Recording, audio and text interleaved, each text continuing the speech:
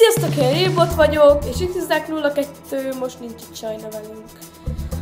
Szóval, ez egy Assisting Challenge lenne, amit most teljesíteni fogok. Így Dark nélkül is. Hajrá!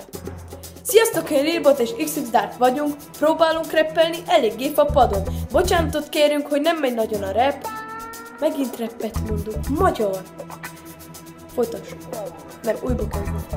Sziasztok, én Rébot és XXDark vagyunk, próbálunk rappelni eléggé fapadon. Egy kicsit történetet elmesélünk magunkról, bocsánatot kérünk, hogy nem megy nagyon a magyar, ezért teszünk bele egy kis németet is. Ja, wir sprechen ein bisschen Deutsch, aber wir müssen noch Ungarisch lernen. Ez azt jelenti, aki tudja németül, aki meg nem tudja, az menjen fel a Google-ra. Sajna, ez még csak a 10. sor, ami még azt jelenti, hogy csak van még ebből a rapből. Bocsánat, hogy ez a rap nem rímel, és ez azt jelenti, hogy nem vagyunk még rapperek. Sajna, gyerekek, betelt a füzetem, ami azt jelenti, hogy nincs több helye a rapnek. Szóval búcsúzunk is tőletek, kihívunk 2 videót még.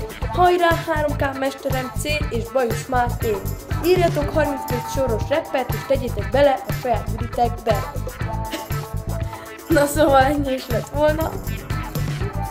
Vágások nélkül ez a videó. Ja. Szóval én Lilbot voltam. XXDark a következő videóban talán benne lesz. Persze benne lesz, benne lesz.